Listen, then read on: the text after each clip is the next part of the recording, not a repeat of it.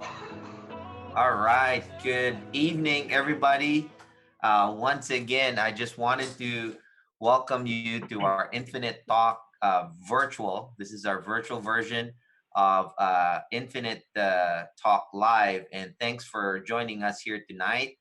And I want to introduce myself. My name is, excuse me, Christian Collada. And I am going to be your host here for tonight for Infinite Talk. And we have a very interesting topic here tonight, which is we call our rise to success. Okay, and we have different panelists here tonight, which they're going to share their thoughts and experiences, and different stories, how they actually became successful. And I know a lot of you here who you've tuned in is that you want to learn from a lot of other people who've actually rose the ranks from becoming successful because I was looking at some numbers here in the US. There's I found out that there's actually 1.1 million new millionaires in the US in 2019. Like that's 1.1 million, and there's about 11.8 a million households in America that make over $1 million. And I was blown away by those numbers. And that's I think that's a good topic to talk about. Where I mean, there's different definitions of success. Some is money, some is accomplishment. So those are things that we're going to talk about tonight. And also is that there's different ways to get there. There are people who have humble beginnings, and which a lot of people start with nothing. So you're going to hear from a lot of our panelists tonight. So all right, so please stay tuned for the next hour. We're just gonna have a good conversation. We're really gonna have fun tonight. So I want to start off. I mean, we have our different panelists. Just introduce them. We'll make a quick round. We have one of our panelists, Gabriel Gonzales. He's based out of Austin, Texas. He started as I know as an educator, but now he is an entrepreneur building his own business in the financial industry. We also have Eli Reifer, also started as a great sales guy, became number one in his field, was able to sell his business for over, I believe, over $1 million, became successful. And also, of course, my business partner, Brad Pham, our CEO of our Infinite company. And he was being in many years in the financial industry, was able to build up his own financial company, and you're going to hear from him as well. So I want to open it up to the panelists here, and maybe when we start, maybe you share a little bit about your background as well to start with. But I want to first thing I want to maybe ask out of the panelists is that what do you think are some of the things that a person needs to figure out in order to start their journey to success? I'm sure everybody wants to be successful, but you had your own journey, okay? And maybe was it the you set a goal. For some people is that mindset. So what are those certain things that you think that started your journey to success? Maybe you want to start off. We'll start off with maybe Gabe Gonzalez. Hey, Gabe, I think you're mute. Yeah. Okay. All right. Thanks, Christian. Yeah. My name is Gabriel Gonzales. For those who don't know me, I'm originally from San Antonio, Texas, and Christian, thanks for the introduction for all of us.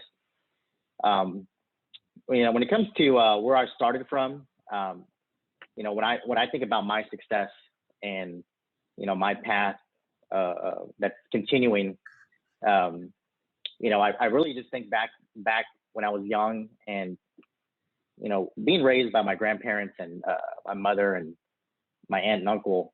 One of the things that helped my brother and I was having that initial family support throughout our lives to make sure that if anything happened, we had something to fall back on. Just hearing, having like a big brother and sister in the household, always kind of just, giving you a hard time, but kind of just changing your direction. But, my grandfather was an entrepreneur. And I shared this story last year when I was in fifth grade, one of my teachers that asked our class, what do you want to be when I grew up? And I wrote down entrepreneur. I don't think I spelt it right in fifth grade. I don't know if I knew what it was, but I remember my grandfather telling me what he did. He was an entrepreneur. And so seeing him as a business owner throughout my life, and, as a young child, I grew up with him in his business. So I was there after school, before he even started school, summers, and just seeing him being in control of his own schedule was one of the things that kind of just stood out in my mind, and I believe why I said I want to be an entrepreneur. And then, after, seeing that leadership in my family, one thing that always instilled with me was just education. So I was always pushed just to move forward. And, I had a chance to go to a really good high school in San Antonio, to be surrounded by a lot of kids who had goals, and being around individuals in high school who also have goals to go to college. It kind of reminded me of well, if they're making plans to go to college, I think I should be doing the same thing. So I kind of also, followed their lead, and, ended up, graduating college. And so education was a big part of my success, but it really just had to do with the people that I was surrounded by. And, eventually, as they ended up going to, I had a chance to teach in South Korea. One of my goals was to just have a different experience in life. So being able to live abroad for a year and work in education before I came back to the States in 2004 was really one of the main reasons why I decided to become an educator at the elementary level. So honestly, Christian, when it comes to rise to success, I really just had to look at the people that surrounded me. Throughout my life, I always had that support, whether it was with my family, with my friends in middle school, with my friends in high school.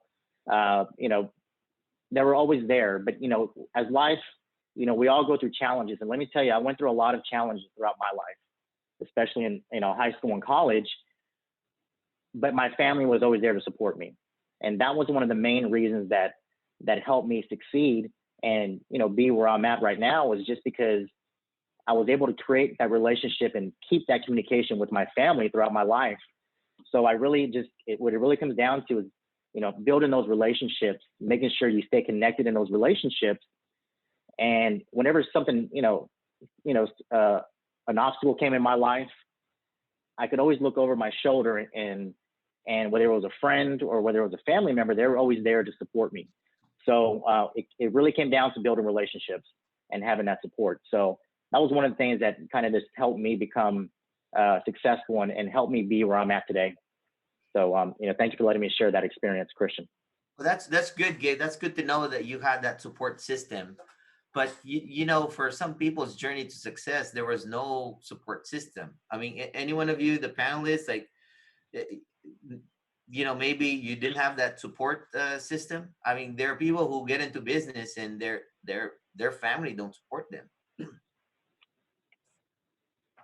I probably resemble that remark more than anybody else here. The reason I say that is I have a twin brother, and my brother is very, very intelligent. He's got 3 law degrees and went through a lot more college than I did. I got miseducated at the University of Texas in Austin. So, but I was glad to get through and at least get through with college. But, I've always done things, you beat your own drum, and I've always felt like I'm a wise person versus maybe not as intelligent as other people. I mean, I didn't go to Harvard. I didn't do all that, but I've always been a hard worker. I've always driven myself and motivated myself. But a wise person is someone who learns from other people's mistakes and learns from your own mistakes. And I think that's pretty much what I have done. And I always try not to make the same mistakes twice. And it's basically that we're all born to win. In my feeling, we're all born to win. But to be a winner, you must plan to win, and you must prepare yourself to win, and then you can expect to win. So there's a lot of intelligent people that I do read about, like Zig Ziglar. Some of y'all may not remember Zig Ziglar, but he is one of the leaders and motivators. And I always felt my attitude was an important part of my success. And a driving force was my attitude, not my aptitude, will determine my altitude. That's his saying. But, that's something, when you have your own business, you have to remind yourself why. Why did you start your business? Because sometimes you are out there by yourself. There is nobody to support you. And you have to keep reminding yourself why you started your own business. And sometimes that's the only thing you have to keep you going is your self motivation, your why. So, I think there's a lot of keys to growing a successful business. And Eli, I know maybe a little background. I know you started your business and then eventually grew it. Right. Yeah, I came over on a boat like our buddy Brad Pham. We both came across to America on a boat, right, Brad? So I'm an immigrant, like a lot of flew on a plane, man. Huh? Mine was a rowboat. Flew on a plane. Mine was a rowboat. You had a big boat. I had a rowboat. Okay. Well, Eli, so you came to America on a boat? Yeah, we did. I'm an immigrant. I came from the Middle East, from Israel, and we migrated to. First thing I had. My challenge was learning how to speak English. That was my biggest challenge, and I was told, don't laugh, guys. My first English word was the word bathroom. I think that's a very important word to learn. El baño in Mexico, right? So I needed to learn how to speak English. So yeah, we came across in 1958, and I've always worked hard because my parents worked hard. You are who you surround yourself with, and we always had everything we needed to, but we never were rich, but we were always comfortable. And I think I've always been comfortable, but comfortable and still I want to be uncomfortable, if that makes any sense. But what I mean by that is, even though you're comfortable in your lifestyle, you want to have those butterflies in your stomach every day, a little bit of nerves maybe, that'll drive you to excel and drive you to get out of bed and make something happen and take every day like a day of your life. So, Right. Yeah. Well, you said, Eli, that you surrounded yourself with like-minded people, and that I think that's a key thing. But I want to ask Brad. I know how did you start your journey to success? Did you have that kind of environment or? Well, Christian, thank you for hosting this call. When I think about that, the environment is never always going to be perfect. Anytime you try to start a business or go after anything that you want to achieve, as you know, and some do know that I chose a different path early on in my life. At age 17, I decided to drop out of high school, and and I wasn't a non-intelligent person. It just got mixed up with the wrong people, wrong crowd, and I also, my parents were, they had their situation, so we kind of had to do our own thing. And early on in life, I decided that I'm just going to drop out of high school, and then I enrolled into community college because I figured that if I'm not going to get into an Ivy League school, that I'm just going to take a little bit of a shortcut. So went into college and took some classes there, and philosophy probably changed my life because it made me really think about what I wanted to achieve. And when I was a kid, just like what Gabe said, when you're a kid, you always dream of what you can be or what you can achieve. And my parents, they were business owners. We were immigrants, just like what Eli said. And we didn't come over on a boat. My parents did leave Vietnam on a boat to Indonesia. And I was born there on a refugee camp. And then we flew over here. And we got to land in the best country there is. And it's a country of opportunity, if you think about it. And so whenever I was in college, philosophy changed my life because it made me think about exactly what do I want to really achieve in life. because there's so many different angles you can go after things, you know. And when we think about success, we always kind of measure it initially with money. And that was the one thing about me was money. Of course, I wanted to be wealthy. I've always dreamt about having maybe a yacht or an airplane or, you know, maybe Ferraris and Lamborghinis and all that good stuff. But at the same time, it didn't dictate where I wanted to go. And so for me, really, it was really just trying to figure out what was going to make me happy. That I think that's really the definition of success, in my opinion. Now, I don't want to say that to the point where we think that money is not important, because money is also a tool that helps you to get to certain stages of happiness. And for me, financial independence is happiness, because I don't want to ever have to really try to figure out what's my next step due to money. And I think that's where we get really restricted. We get limited in our life. So to just really answer your question, Christian, I mean, I just was just a blessed person to really have that drive, because I just never wanted to be worse than where I was at yesterday. You know, I just always tell myself I'm the person that I'm going to compete with. And so I just always want to be better than who I am than I was yesterday. I want to be a better Brad today. I want to be a better Brad tomorrow. And, you know, life is short. And so if I was to disappear on this, the face of this earth, I want to make sure that I gave it the best that I can give it 100%. So that's what really drives me. And, you know, it takes time, and it is about influence, your circle of influence, like what Gabe said. And that's why I'm very selective on the people that I'm really good friends with, who I talk to on a daily basis, because at the end of the day, it's that space between your, you know, between your ears and your mind, where you really talk about what you want to do. So I'm a very blessed person, just like you all here, that we are able to make choices in life where we get to become what we want to become. Yeah, that's interesting. You say you're a you know, like a high school dropout, and you know, a lot of people who are, you know, successful that we know are, you know, from the Steve Jobs and, you know, all the other successful people. But we also know that they say a lot of people, there's a lot of smart people that are not even never become successful, because they have what this thing they call analysis paralysis. You know, sometimes when Yeah. you're smart, it's like you're just stuck and you just try to analyze everything. But for all of you, it seems like you actually took action. I mean, what got you to just say, hey, you know what, hey, I may be, you know, a dropout, but let me just do this, you know. Just we always, like Nike says, right, just do it. But how do you just get that mindset of just let me just get started, let me take action?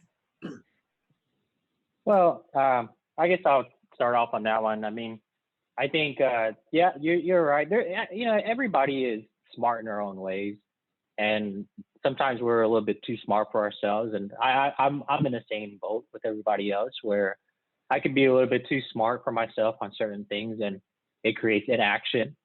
And so a lot of times that I think is that we just have to have a very strong emotional control in our life. I think that the challenge with life is people become a little bit too emotional, and they make decisions based on that emotion that creates a bad outcome for them. And not saying emotion is not a driving factor, but we have to understand is that when you're dealing with business or people, is there's too many variables, and the one that you can control the most is yourself. And if you're emotional, and let's say you're starting a business and you're selling an item, and you're trying to get that uh, emotional response to the consumer so that they can respond to buy something from you, and you're emotional with the emotional person or consumer, it's very difficult to get that result. So for me, when I think about it, it's just really controlling your emotions, controlling your decisions on what you're trying to, where you're trying to lead up to. You know, I think a high school dropout, college dropout, it doesn't really matter, because intelligence, it never stops. You know, I mean, getting smarter every day, it doesn't stop. I mean, people read books. You should always read books until the day that you die. I mean, because there's always something that we can learn. And so I think the one thing is that have your empty your cup, be willing to always learn, have a very good control on your emotions, understand what you're trying to achieve, and just really go at it. Don't think too much about it. I mean, Brad, I agree. I mean, I think being passionate and doing something you love is the key. Because if you love what you're doing, the long hours, like I know Christian works his butt off. I mean, I don't know how he looks as fresh as he looks, because you look pretty fresh. But I know with all the long hours that you and Gabe put in, and Brad, of course, you put in ridiculous hours too. I think because you love what you're doing and the challenge that you have, the problems that come up are worth it to you, because you're building something for your family and you're passionate about that. And I think passion is a big part of a driving force. So find something you're passionate about, love it, and just put yourself into it. All right. Thanks for sharing, Eli. Well, Christian, what I want to express is, as far as starting the journey and what does someone need? To me, it's about setting those little goals, those little achievable goals to get to the next level. And I did say I went to college, but it did take me 7 years. I was in the 7-year plan, so I had a lot of bumps throughout college just to get to that point. But I always, in the back of my mind, had that goal to complete something I started, and that was one of the first things that when it happened after 7 years later, or 7 years later, it expanded my mind. I was thinking, well, if I can do this, what else can I do? And so it was just setting little goals. And one of the next goal I set was traveling abroad. I wanted to travel abroad, and I told my family a month before I left. I think they freaked out when I said I'm leaving next month to across the world. They're really stressed out, but I started setting just little goals, and to me, it really came down to experiential learning, having that experience and learning from that experience. When I came out of college, I started my career with a nonprofit, and I worked with adolescents, adults, and I worked with groups of people and helped them achieve goals, and just seeing experiences and seeing how somebody can get excited from achieving a small goal helped me say, Gabe, well, now you're helping people achieve small goals. What is your next step? So it was just kind of just setting those little goals and writing things down. I wasn't really good in English back in high school, but I think in college I became a good writer, and so I started writing things down in a journal, and always going back to reference what I thought, and going back the month before and looking at what did I write down, because I always had to remind myself, because we can get so distracted in life. And believe me, I got distracted so many times, but even with those distractions, when I wrote things down, I was able to go back and look at what I wrote down, just to remind myself, all right, Gabe, just keep focused. Yes, there's distractions in life, but you just have to keep overcoming these distractions and remind yourself where you're going. So, what it helped me was just writing things down, setting achievable goals to accomplish. And then once I accomplished that little goal, it helped me accomplish the larger goal. So, and again, I want to go back to the foundation. It really just came down to my foundation of support. I live in Austin, Texas. I don't have any I have family in Dallas and San Antonio, so I don't have any family in where I live. But I know that foundation is theirs, and just in case, I need to, lean on somebody, I have my friends and family to lean on. So just goal setting, and writing things down really helped me achieve my goals, because you have to remind yourself, throughout life, you're going to go through so many things, but you have to remind yourself, where are you going? And I would always ask myself that, where am I going next? It's interesting you say, like you talk about challenges and, things that you're going through. But, one thing they say about successful people is that successful people are not afraid of failing. So sometimes I know when people look at you and look at the success that you've accomplished, you've built a company, you've sold a $1 million company, and people like to see the success, but they don't see the failures.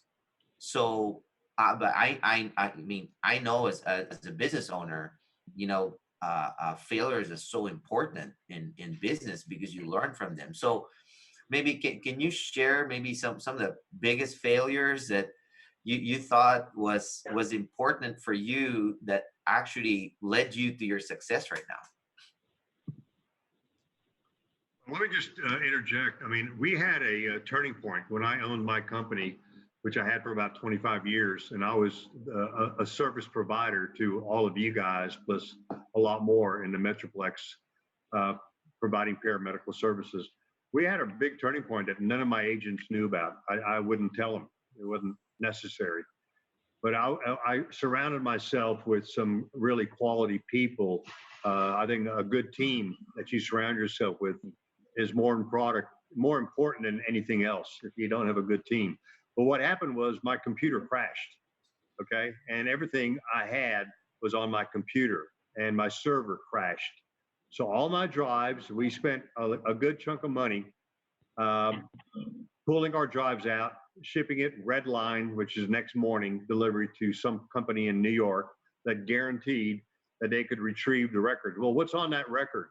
Every agent's name, every agent's email, every agent's phone number, every association, which carriers they wrote with, every agency they worked for, because this is all privileged information that took literally probably about 18 years to put together. It's a tremendous volume of information that we lost, totally lost. And we had to be back in business by Monday morning at 8 o'clock. So this is before having things in the cloud, and we didn't have a great backup to everything. And as running my own business, I didn't have the support of some big old corporation that had my back and backed everything up for me. And when we crashed, and I sent it to this company in New York, I think I sent them, I don't know, $1,500 initially to go ahead and retrieve my records and show me what you've got. Can we be in business Monday morning? Because my phone's going to ring, and I don't want to ask Gabe Gonzales or Christian Collada, what's your email again, Christian? Gabe, which company do you write with? Was it Guardian, or who was it? Because you don't want to embarrass yourself, right? Because you're supposed to have a relationship. Yeah. Yeah. And then I was able to, with the support of our staff, I bought everybody massage chairs, literally massage chairs that vibrated, because I wanted to keep them awake. We literally worked day and night from a Friday afternoon crash till Sunday night after midnight before we were able to regroup and re-input everything, every agent we had, every relationship that we had. We were able to have at least enough information to rebuild all of our data bank, and obviously we had to go buy a new server and the costs and all that. To me, that was a turning point. So I felt like if I can survive that failure, that was a failure. If I can survive that failure and still be functioning and still operate Monday morning, I would be ultimately successful. But you know what? It made me a much stronger business owner, much wiser business owner. And I got, again, a difference of intelligence and being wise. You learn from your past mistakes if you're wise. And I learned that I have to have a backup that will not fail me, because I can't go through this again. Right. Yeah. So for some people, it's like one big failure, one turning point. But for some, it's also like a series of like failures that lead you to where you are right now. Any one of you have experienced that in your journey to success? Yeah, I'll lead off after Eli. Well, I guess one thing that I have to go back to is my 7-year college plan. One thing where, you have this goal to finish in 3 years, and all of a sudden life happens. And Christian, to me, it's, I really think about my mindset. So when I think about failure, I don't like using the word failure. To me, I use that word life experience. It sounds a little bit nicer, in my opinion, but in life experiences, we're going to have those bumps in the road, and education was that bump in the road where I really had to reassess. I don't know if you know this, but my first major was I was going to be a nurse. I wanted to be in the medical field, but I changed directions and fell into education. I had the chance to teach abroad and to go into education for 9 years. And then the next biggest obstacle I had to come with, and again, I think it's called a life experiences, but maybe I would say, getting divorced, going through a challenge of you think your life is planned out and you have these goals where you see yourself in 50 years from now, but when that happens, it's a life experience that I just overcame. But what I really did is I just took the jump, and I took that jump because when I was in Dallas, I made that jump and I changed careers in 2013, and I didn't look back. I didn't know how this jump was going to be. I didn't know if I was going to fall again, but I knew that it was just going to be another life experience. And when I had to go through this life experience, being on my own, I had to make it work. And of course, as you start something new in your life, you go through different challenges, but I had to figure out how to make it work. So when it comes to, I don't like to call it failure. I like to call it a life experience. And whether it's good or whether it's bad, that's very subjective. But every experience that I've had has led me to this point. And I would not change anything, honestly. I know in the position that I'm at right now, I don't want to go back to where I was before. In my mindset, I'm always looking forward. What is my next step? What is my next jump? Where am I moving forward to? Because in life, we're going to have to make changes.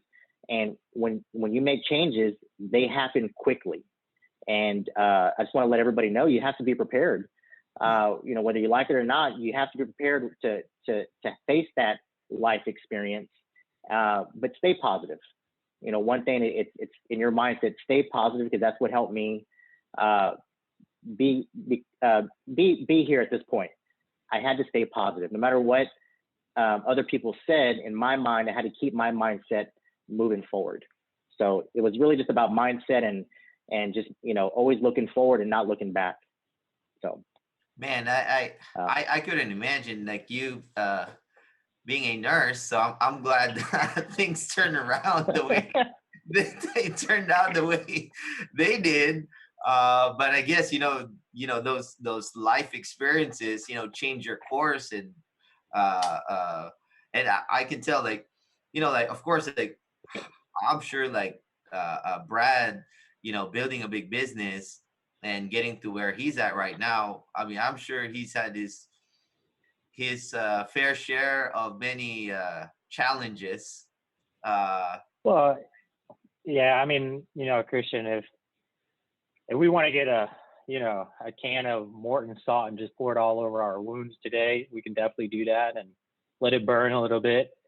One of the greatest things that I love about being around entrepreneurs like yourself is everybody embraces the failures and always has a positive outlook on everything. I think that's what Gabe said. Having a positive attitude is by far the most important thing that you can have, because I mean, if you talk about failures, series of failures, I could think of series of them, and there's about 6 or 7 that stands out to me, and it goes all the way back to when I was in 3rd grade. I mean, in 3rd grade, I remember I colored. I was in a class called TAG, which is Talented and Gifted Kids. Okay, and I colored a pig purple, and I thought it was, whatever color a pig is supposed to be. Then I find out, it's because I'm colorblind, whatever. So, and everybody's laughing at me. That was a very big failure in my life that I felt at that moment. I remember in 5th grade, I worked so hard on a science project, and I built this paper poster Apollo 11 rocket ship that was probably like taller than me in 5th grade. took it to the science fair, and I got an F because I just built this cool rocket, but I had no thesis, I had no hypotheses, I had nothing. It was like basically there's no point of my science project, but I put so much hard work into it, I failed. I remember in 6th grade, I was in a spelling bee and I was representing our school, and I got disqualified in the first round because I couldn't spell the word chair because I was so nervous in front of everybody.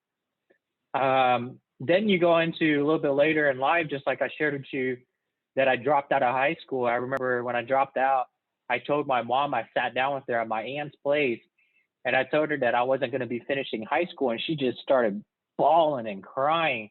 And I remember at that moment, I made a decision that I was never going to be a failure, because I think that's probably the most heartbreaking thing that you can do, is to give your mom a certain news and then know that she's not mad at me, but the fact that she's disappointed in herself, that she felt like she failed.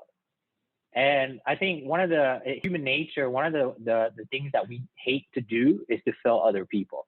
And that's why we usually get captured into the mindset of the happiness of another person, and we never find our own true happiness.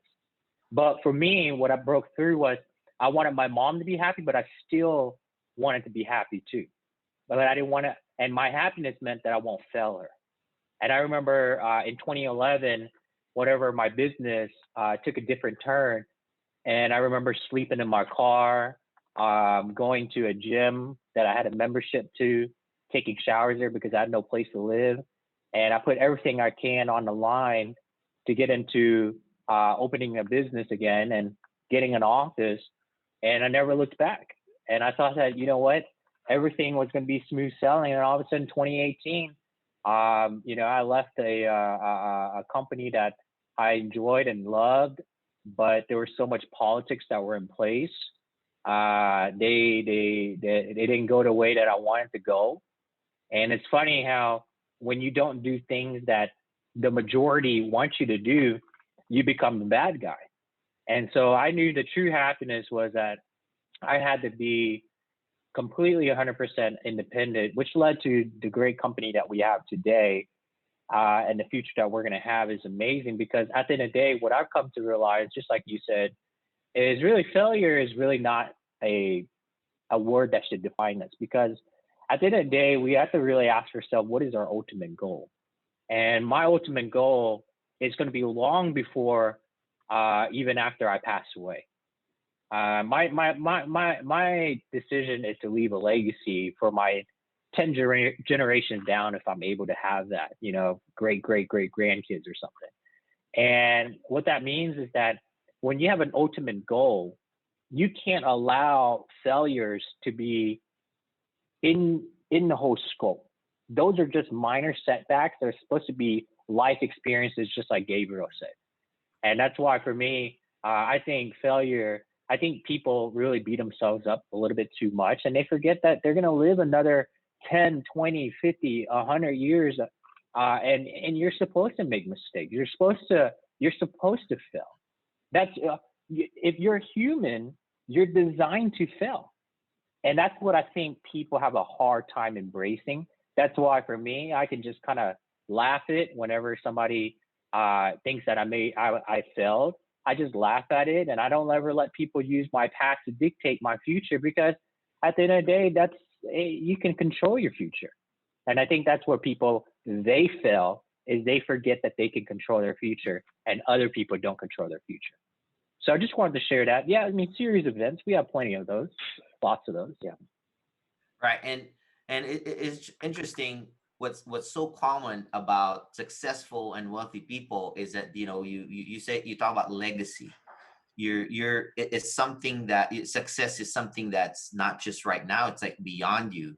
And I once heard somebody said that wealthy successful people plan for 3 generations, when poor people plan only for up to Saturday night, right?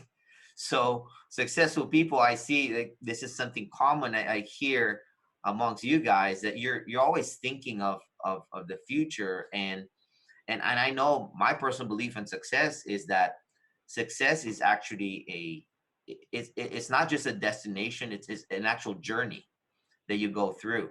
So I want to ask you is that when do you know that so when do you know that you're actually starting to achieve success, or when you're starting to be successful, and when what kind of results or measure do you have for yourself to know that you're kind of on track? To start? Yeah, go ahead. Yeah, go ahead, Eli. Let me just tie in a little bit with what Brad was saying about going back to your past, Brad. You know, there were days that I know there were days in my past that I wish I could change things that happened. You know, if I was able to turn the clock backwards, you know, probably there are things in your life you might want to change if you were able to at this point, looking back. But there's someone told me this, and I think it's very valid, very true. You know, there's a rear view mirror and there's a windshield in your car.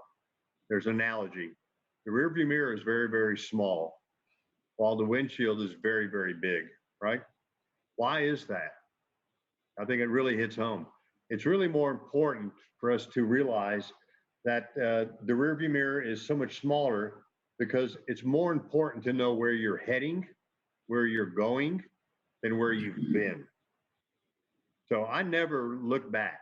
If you notice, I don't look back. Okay. You know, to me, it's a learning experience. And, you know, to me, as long as I have passion and purpose, I'm doomed to be successful. If I don't have passion or purpose, I am doomed to fail. And if a business owner or a person you hear him say, I can't fail, I just can't fail, you know, they're already failing at that point. They already are failing when they're verbalizing that, you know. But what was the next question? I'm sorry, Christian. So how do you know that you're Oh, you're going being right. successful or on track to be successful? Okay. This is my philosophy. I work hard. I'm a pretty hardworking guy, or I have been. Okay.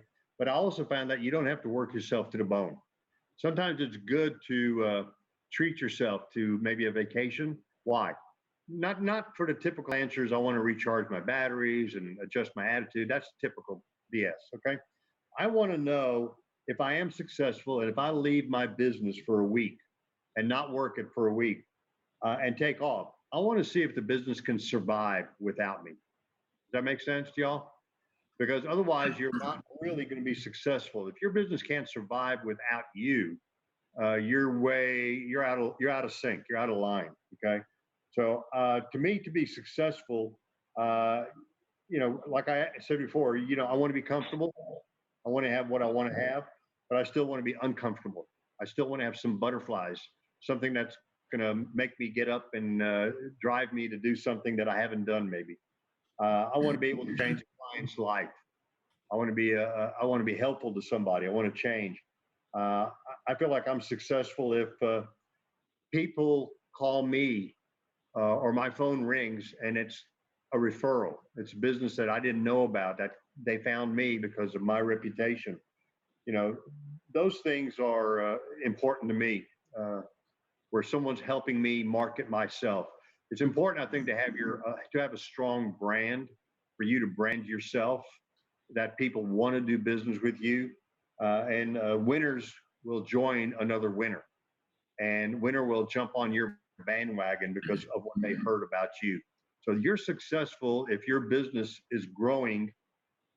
Certain number of clients, certain number of paramed exams that you completed a day. I took it from 11 exams a day. We had 11 exams a day to well over 135 exams per day. That to me was a sign of success. I took it from, you know, one office staff to 6, 7 office staff. That's a sign of success.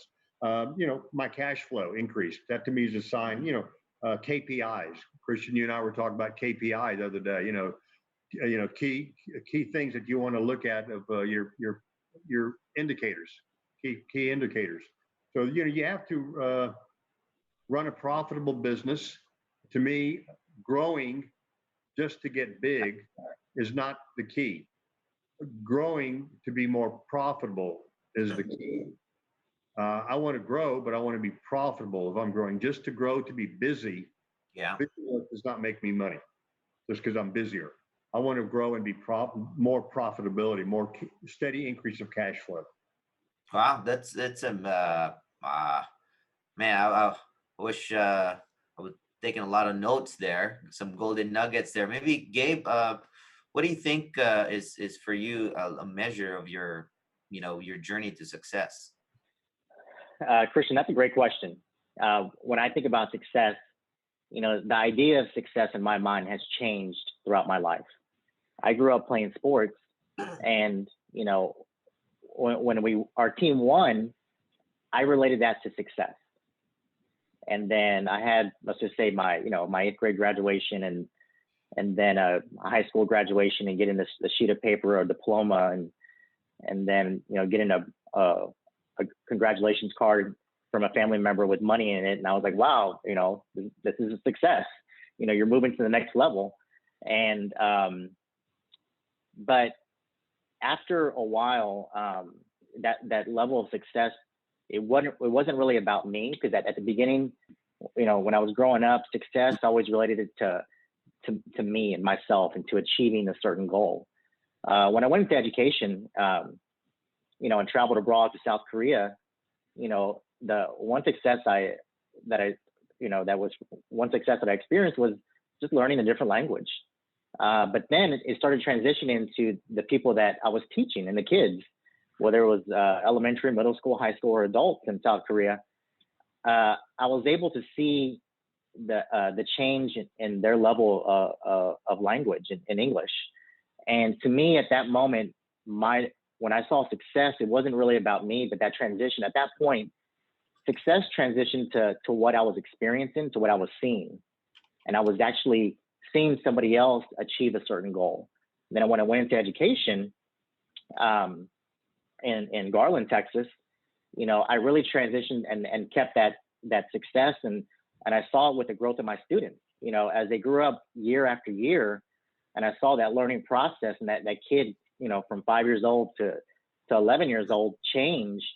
To me, I felt like I had a big impact in their lives, because I saw somebody become successful and, graduate 5th grade and then move on to a higher level. But then it came to that jump in life. The jump that I took in 2013 when I moved to Austin, going through all these obstacles. Now the transition of success really was clear in my mind, because I started helping others. I started impacting lives and help. I went from a transition from educating students to educating adults. And then when I saw that, learning experience from my point of view, to where they learned something new, and that they could take that information with them for the rest of their lives and put themselves in a better position financially. I saw it as helping somebody else grow.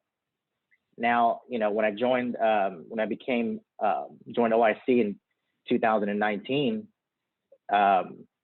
and I work with you on a daily basis. Now, when I see success, it's really about affecting others and helping other people become more successful.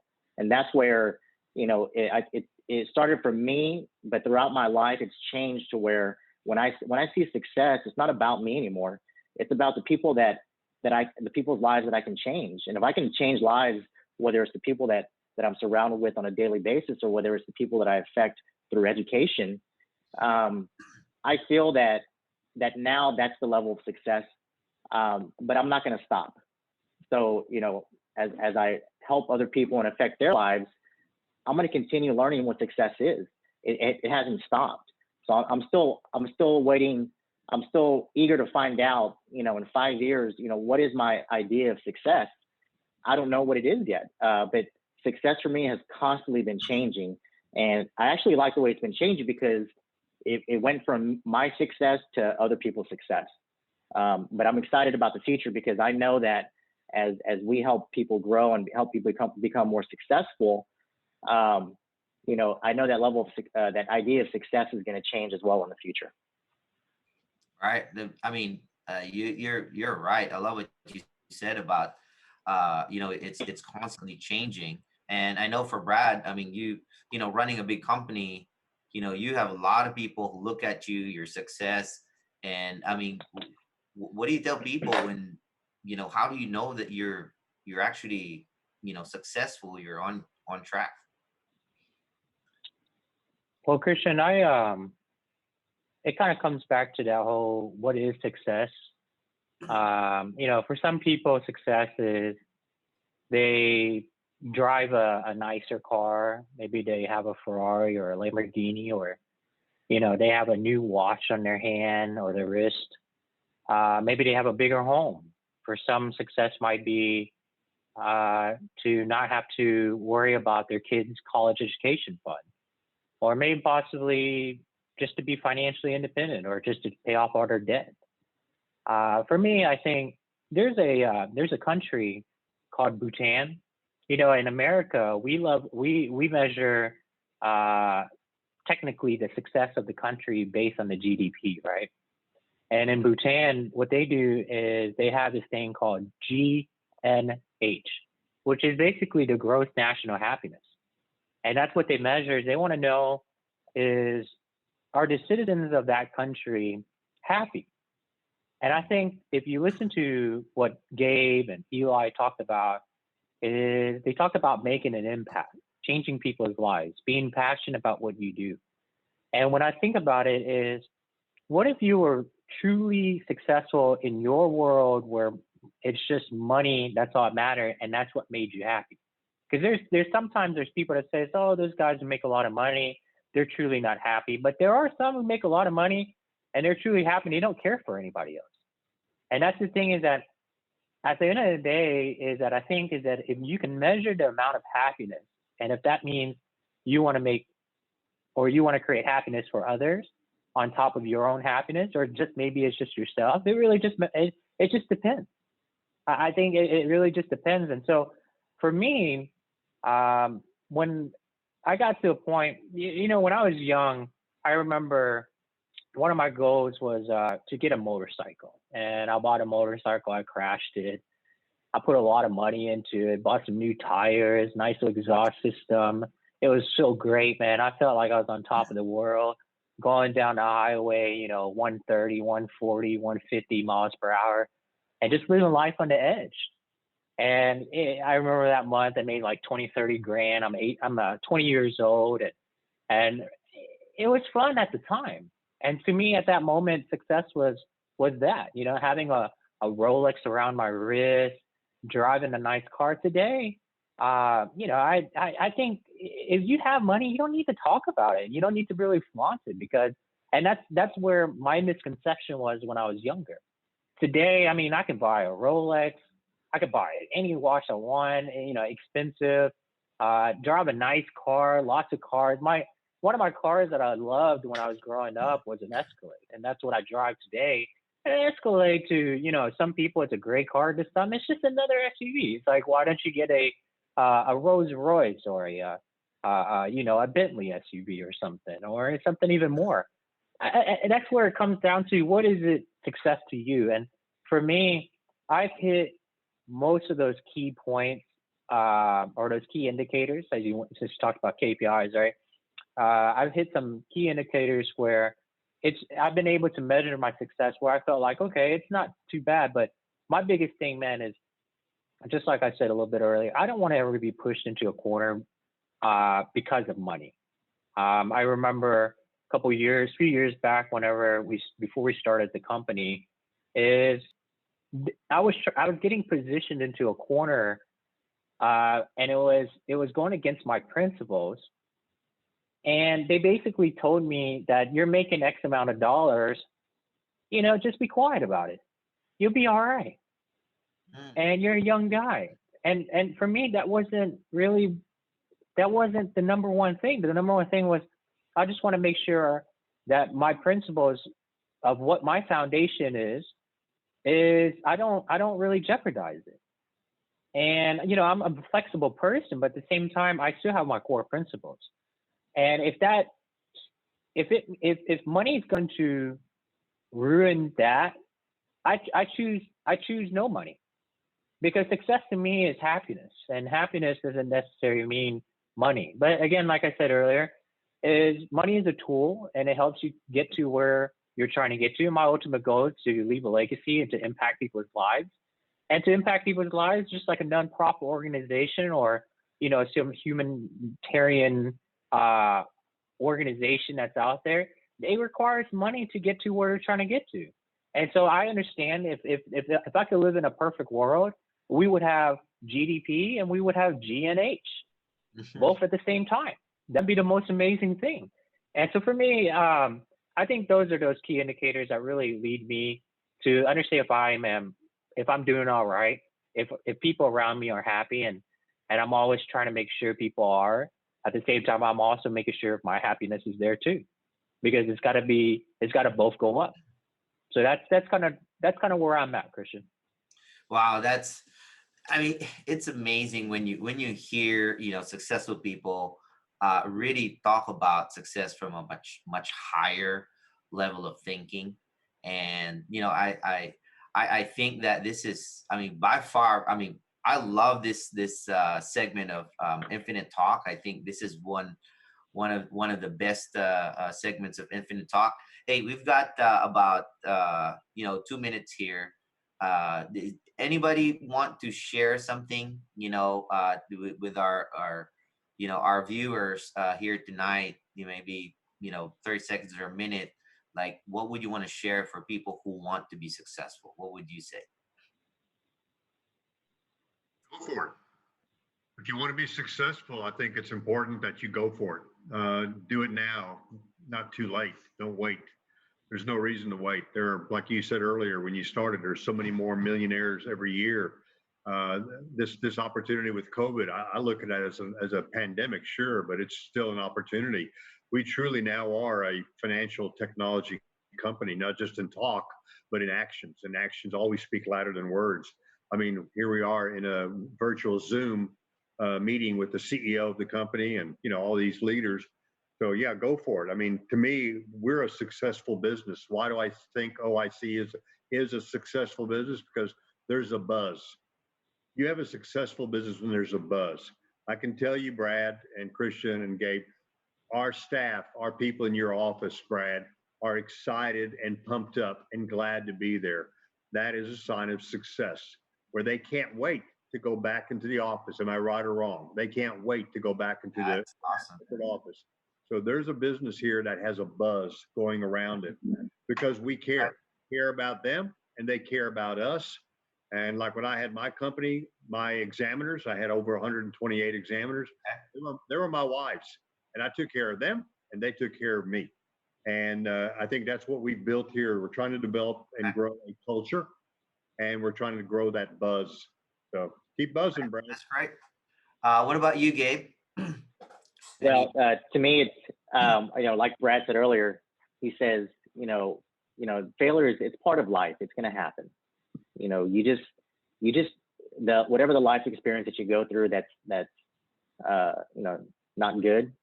You just got to keep moving forward. You have to pick yourself up. If you don't have that support system, pick yourself up and do it yourself and keep moving forward. But what it comes down to me is you always have to keep learning, and you don't stop learning. Don't stop reading. Don't stop learning from others. And one thing that I've done in my business every single day is I take the time to learn something new every single day, whether it's on a personal basis, but also what I do is I communicate with people throughout the day, and a lot of people throughout the day, but I learn from others by listening. And being an educator at heart, I've learned to be a good listener and a good observer. And if you can learn and observe from others, and if you don't stop learning, you will become successful in your mind. And in your version of success, it's going to be there. But I recommend don't stop learning. Just keep moving forward, but take the time to listen and to learn from others at the same time. All right. Thanks for sharing that, Gabe. In closing, Brad, maybe you can share. Yeah. Christian, I have something very simple. It's not, age is just a number. At the end of the day, it's really the number of days that you actually live. And time is of essence, just like what Eli said. And at the end of the day, you want to make every minute, every second count. And I think a lot of times is when you're trying to achieve something, it's just know that you can do it in 100 years or you can do it in 100 minutes. It's just up to you on what you want to do. It's your life. Live your life. Don't live other people's lives. Live your life. And that's what I've done. And that's why I'm a very happy person. And I'm very, I'm just always excited about my future because I live my life. All right, that's awesome. Hey, guys, I want to thank you for being our panelists here tonight. I think a lot of the ones who are online have learned a lot. I took a lot of golden nuggets here, and for me, just hearing from everybody is that one thing for me I saw with success is just never quit. Just never quit. Keep going at it. And so I want to thank you all tonight for joining our Infinite Talk. And if you were encouraged by this Infinite Talk, I would encourage you to actually share this link with somebody who you think you could also impact. They want to be successful at life, and you think that they're going to benefit from this talk right here. This is a, for me, $1 million talk. Right here, got a lot of golden nuggets. Okay, so thank you everybody, thank you panelists, thank you everybody who tuned in tonight, and once again we'll see you next week, 7 p.m. Central Standard Time, 7 p.m. for another version of Infinite Talk. Thank you and good night everybody. Thank you. Thank you. Thank you for watching the episode of Infinite Talk. If you enjoyed this, give us a thumbs up. Subscribe and be sure to ring that bell so you'll be alerted when new videos come out. Let us know in the comments down below on what you'd like to hear us talk about next. We'll see you on the next one.